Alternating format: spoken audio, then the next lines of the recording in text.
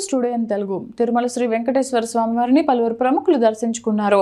VIP విరామ సమయంలో MLA Somireddy Chandramohan Reddy, MP Beeda Mastan రావు, నటి ప్రేమ, బీజేపీ రాష్ట్ర కార్యదర్శి విష్ణువర్ధన్ రెడ్డిలు వేరువేరుగా స్వామివారి సేవలో పాల్గొని మొక్కులు చెల్లించుకున్నారు. దర్శనం అనంతరం ఆలయ రంగనాయకుల మండపంలో పండితులు వేద ఆశీర్వచనం అందించగా ఆలయ అధికారులు శ్రీవారి తీర్థ ప్రసాదాలు అందజేసి పట్టు వస్త్రంతో సత్కరించారు. ఆలయం వెలుపల విష్ణువర్ధన్ రెడ్డి మీడియాతో మాట్లాడారు.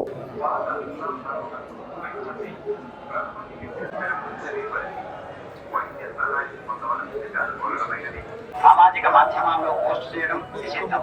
అతిక్రమించిన చట్టపరమైనటువంటి చర్యలు తీసుకోబడతాయి. பக்தர்களுக்கு அறிவிப்பு. திருமலையில் அரசியல் சார்ந்த உரைகள் நிகழ்த்துவது முக்கிய காட்சி.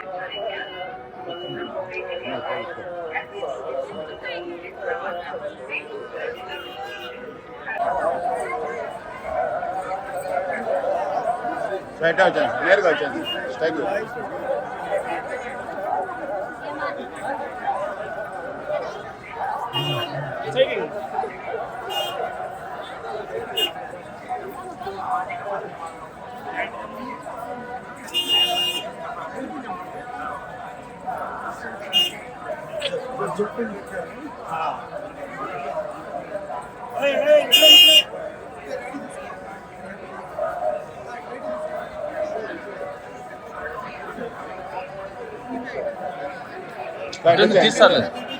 తీస్తాలే రాన్న விதிமுறைகளை மீறினால் சட்டப்படி நடவடிக்கை எடுக்கப்படும்.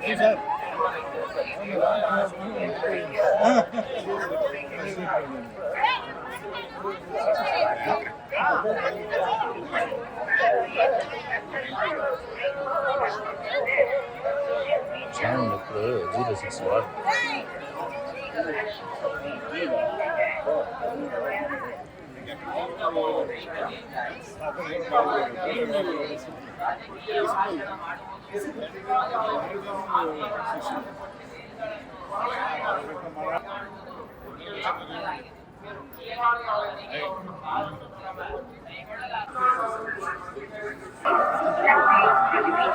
Legal action will be taken again.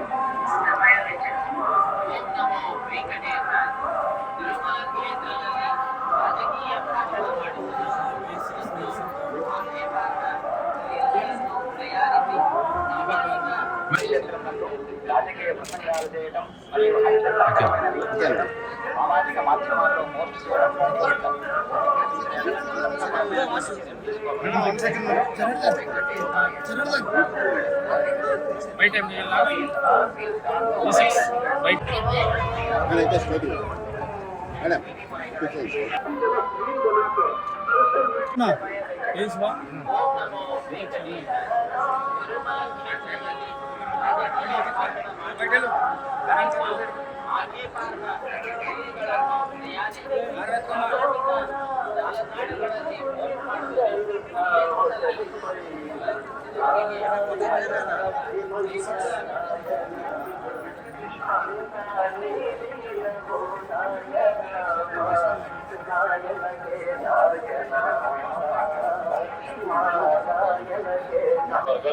திருவெற்றியில் எங்கள் எதிர்காலம் கோவிலுக்கு எதிராக உள்ள தகவல்களையும் அவைகள் விக்னேஷ் பொருளை கலந்து கொள்ளுமாறு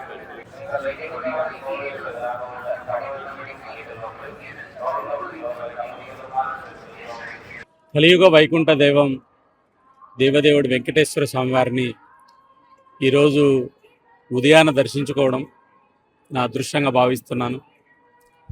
ఆంధ్రప్రదేశ్ అభివృద్ధి నరేంద్ర మోడీ గారి సహకారంతో వేగంగా అభివృద్ధి జరుగుతుంది. ఈ అభివృద్ధి నిరంతరం కొనసాగాలని భారతదేశంలో ఆంధ్రప్రదేశ్ ఎన్డీఏ పాలనలో ఒక అగ్రగామి రాష్ట్రంగా అభివృద్ధి చెందాలని ఆకాంక్షిస్తున్నాను.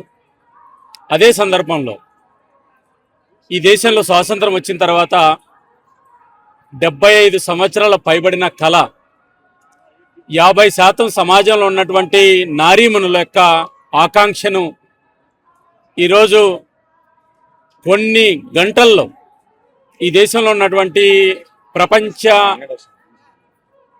ప్రజాస్వామ్య వ్యవస్థలో పవిత్ర దేవాలయమైనటువంటి పార్లమెంటు వేదికగా మహిళా బిల్లు మీద చర్చలు జరగబోతున్నాయి.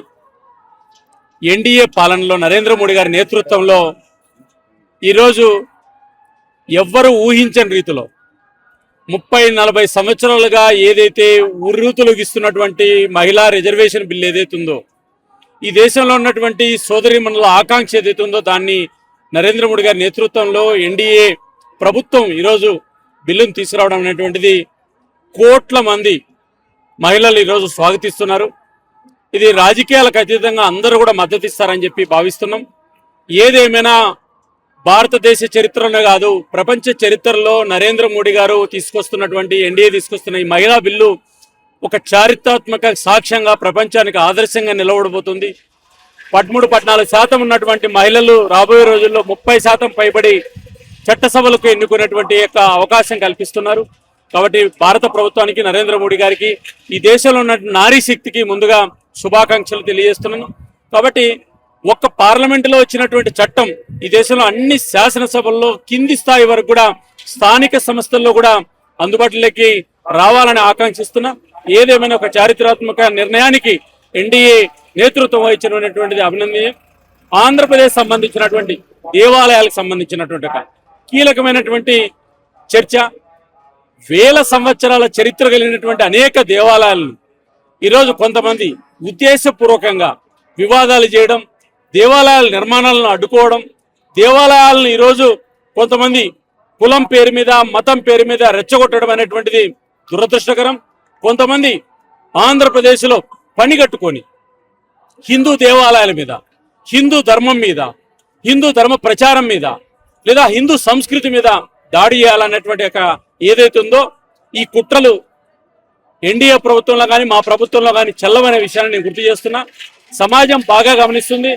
ఈ రాష్ట్రంలో అన్ని మతాలను గౌరవిస్తుంది ఎన్డీఏ ప్రభుత్వం. అదే సందర్భంలో హిందూ ధర్మం యొక్క ఔన్నత్యం కానీ, హిందూ ధర్మం యొక్క సంస్కృతి కానీ, హిందూ దేవాలయాల జోలికి కానీ వస్తే ఖచ్చితంగా ఈ ప్రభుత్వం విడిచిపెట్టదు. కఠినంగా చర్యలు తీసుకోవాలని చెప్పి కూడా నేను కోరుతున్నా. గోదావరి జిల్లాలో దేవాలయాలను వివాదం చేసి కావాలని ఈరోజు కొంతమంది రాజకీయ పబ్బం గడుపుకున్నటువంటి చర్యలు ఏవైతున్నాయో వాళ్ళ మీద ఉక్కుపాదం అణిచివేయాలని చెప్పి కఠినమైన చర్యలు తీసుకోవాలని చెప్పి నేను రాష్ట్ర ప్రభుత్వాన్ని కూడా విజ్ఞప్తి చేస్తున్నాను.